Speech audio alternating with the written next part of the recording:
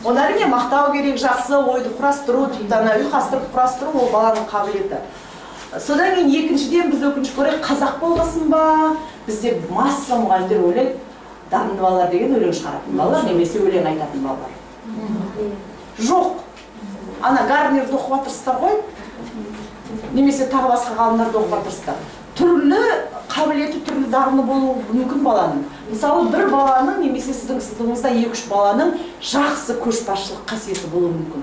Оның өзі дарын, оның өзі қабілет. Ертең ол баладан жақсы лидер шығады, жақсы әкім шығуы мүмкін, я жақсы саясаткер шығуы мүмкін. Сіз оны көре алып, оның ол қабілетін дамытып, оған бір ұйымдастыру жұмыстарды тапсырып қойып, тағы басқа, немесе оның жаңағы сөйлеу мәнеріне көбірек назар аударып, ертең мына бала лидер болады, ел аузына қарап сөйлеу керек деп, соған да тапсырма берсеңіз, соған бір жазбаша жұмысына да мән берсеңіз, мысалы, лидер болатын адам сауатты болады ғой деп. Яғни оның мыңдаған түрлі дарын мен қабілетті көруге болады сыныпта, не?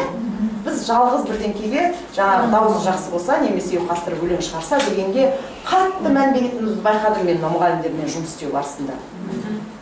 Тіпті анау постерде жасатқанда да біреулердің қабілеті мен дарын байқау болады, сурет салу, ана түстерді қолдана білу, ол да өзінше бір миының немесе ойының ұшқырлығы немесе бір жағынан соны арғарата дамытуға болады. Тіпті анау еңбек сабақтарында немесе өздеріңіздің сабақтарыңызда да мына тастарды қолдану, құралдарды түрлі қолдана білу, ағаштарды, құмды деген сияқты. Соның өзінен мен кеткенше тағы да уақыт болса, екінші неге тоқталармын осы дарындылыққа байланысты. Яғни сіздер бір жақты қарамаңыздар деп айтқым келеді. Өкінішке орай біздің қоғамда да, әсіресе осы қазақ қоғамында солай біз анау дарын, талант, атақ дегенге тек сол ән мен күйдің төңірегінен шықпай қоямыз. Біз ана Қазақстанда 8 канал болса, 8-нен де ән шырқап жатыр қазір. Халықтың еще санасын, балалардың санасын сөйтіп қалыптастырып қойдық. Әртіс болса ғой, шіркі телевизордан көрсетеді. Содан кейін онымен дамып жатқан жоқпыз ғой, кешке шейін өлең айтады, қазір біздің телеканалдарымыз. Я болмаса жаңа күліп жатыр, 8 каналда да. Не болса соны сөз қылып, жаңдап күліп, жігіттер ана әйел болып киініп алып, әйелдерше сөйлеп, соған бәріміз риза болып тұрмыз. Дарын мен қабілетті дамытып жатырмыз, зиятымызды. Яғни сондай көзқарастарды сіздер өзгертесіздер деп ойлаймын, сіздердің оқытқан балаларыңыз өзгертеді. Я болмаса жиналып алып, тіпті енді бәрін қойып тамақ ішкенімізді көрсететін болдық, ана табақта ет қойып жеп жатыр, бір каналда. Енді білмеймін, сондай нәрсені қабылдау мүмкін емес сияқты. Қашан ашсаң бір табақ ет қойып әйтеуір әрсен жиналып жеп жатыр.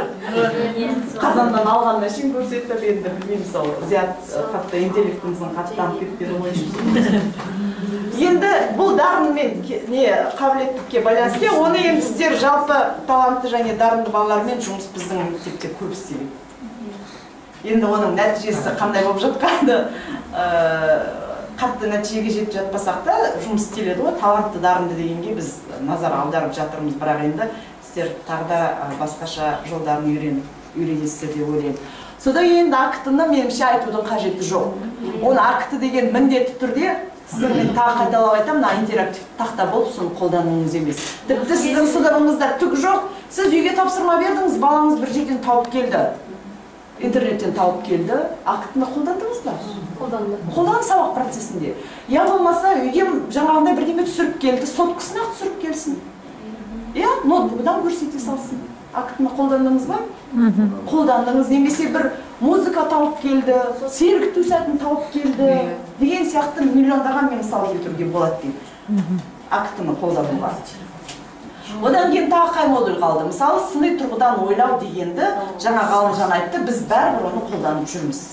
Жаңағы балалардың өзінің өзгеше сұрақ қоятын балалар болады, біз оны қатты неғып тастамасақ. Сосын өзімізде енді бір жаңағы сұрақтарды, ашық сұрақтар қойып, жоғары деңгейдегі сұрақтар қойып, неге сіз соны бірінші күннен бастап қоймайсыз? Қоя беріңіз, ойлансын балалар. Екіншіден жаңа кім Анар айтты ғой деймін, жақсы мысал айтты. Сіз бардыңызда бірінші күн топқа бөлдіңіз. Сол топқа бөлу процесі процесінің өзі, егер Айгерім мектебі сияқты үйтіп топтасып оқымаған болса, соның өзіне бала ойланады. Неге біз топтасып жатырмыз деп балалар мүлдем ойламайды деп мен айта алмаймын. Неге? Иә, оның бір 10 болса да ойланады жартысы. Неге мынандай, неге мына қағаз таратып жатыр екен деп ойланады, ол сыни тұрғыдан ойлау ма? Ойлау, сосын сіз жаңа неңіздің бәрін шартын айтып қоймаңыз қалай топқа бөлінетінін. Балалар ана бәрі жазып бердік дейік, ал мысық, тышқан, қоян деп, оны не істейтінін айтпай қойыңыз. Ойлансын қағаз ұстап қолына немесе сурет ұстап. Соның өзі сыни тұрғыдан сіз ойлауын дамытуға ықпал етіп жатырсыз. Түсіндіре алдым ба? Немесе жаңағындай басқа да іс-әрекеттер алдық, бір тренинг өткіздіңіз дейік. Жаңа серік түсатын өзі сол сыни тұрғыдан ойлауға келе ма? Мен жаңағы дауыл соқты. Ондай тек соның бәрі сіз бірінші күннен бастап қолдана бересіз. Осыған дейінде элементтерін немесе кейбір стратегияларын қолданып жүрміз сыни тұрғыдан ойлаудың сабақта. Сондықтан да ол бірінші күннен бастап сіз оны да кірісте аласыз. Одан кейін көшбасшылыққа тоқталдық, талантты және жас ерекшеліктерін ескеру. Кез келген ол басқа аспектілерін былай қойғанда, міне қазір Ләйлім сіз өзіңіздің сыныбыңыздың бастауыш екенін, олар қалай қабылдайды екенін ойлап отырсыз. Жас ерекшеліктерін ескеріп отырсыз ба? Ескеріп отырсыз ғой өзіңізден өзіңіз. Ол модульді сіз сабақтың бір жеріне апарып қойып, жазып қою емес, немесе көрсетіп, балалар міне мен сендердің қазір жас ерекшеліктерін ескеремін демейсіз ғой. Мен қазір міне енді жаңа сабақты өтетін кезде жас ерекшелігін ескеру модулін қолданамын демейсіз. Сіз сіз әлі жоспар жасамастан бұрын қазір ойлап жатырсыз. Жоспарлаудың алдында уже сіз балаңыздың жаңағы бастауыш екенін, мына топқа бөлінуді қалай қабылдайды екен, немесе жаңағы дауыл соқтыны олар қалай ойнайды екен.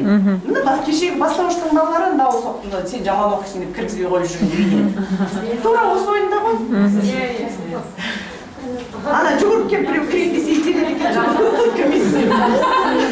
Бағана да солай болды, біріміз итеріп. Ләйлім апа басына итерді. Жоқ енді, сіздер артық болғанда итерген шығар. Ана бос үйі, шатыры бос.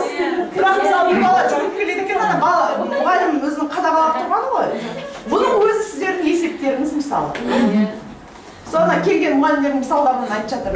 Осыны ойнатқан екен бастауыштың мұғалім, ана балалар жақсы оқитын балалар бірге тұрып алады екен да, жүгіріп келіп шатыр жасап, жаман оқисың кет деп кіргізбейді екен. Басқа жақсы оқитын келіп тұру керек міндетті түрде олардың шатырына. Соны мысалы осының өзінің бәрі, енді әрине бұны 9-10 сынып балалар істемейді. Бұл да жас ерекшелігі ма? Тренингтің өзінде жас ерекшелігі. Сосын топқа бөлудің өзінде жас ерекшелігі. Ертең жоғары кластың балалары үндемей барып отыра салуы мүмкін, немесе ақырындап қана суреттерін айырбастап алуы мүмкін. Ал бірақ тағы да жас ерекшелігіне байланысты төмен сыныптың оқушыларда осы тағы ертең неге барғанда көресіз тәжірибеге. Жақсы оқитындар бір отырғысы келеді екен. Жаман оқитындарды қуады екен топтан. Я топтық жұмыс кезінде оған тапсырма бермей қояды, я сөйлемей қояды. Соның бәрін сіз қадағаласаңыз, міне рефлексивті практик деген. Сіздің есебіңіз осындай нәрселерден тұру керек. Кәдімгі шынайы болып жатқан оқиғалардан.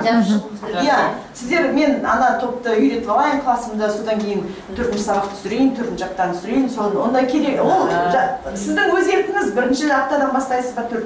Бірақ жаңағында қадағалап, соны көріп, соны талдай алсаңыз, міне сіздің портфолионыз жақсы болады. Ол сіздерде мынандай нәрсе талап етпейді. Мен байқауымша сіздердің кейбіреуіңіз ойлап отырсыз. Мен ертең түсіріп келгенде балаларын топ-топ болып отыра алып, ақылдасып жұмыс істей қалатын, немесе сергіп сәтін бәрі жасай қалатын, жақсы сабақты әкелуім керек шығар деп. Ол сіздер ешкім міндеттемейді оны. Сіздер керісінше болды ма, қалай болды, неге болды дегеннің бәріне жауаптар жазып келсеңіз сол.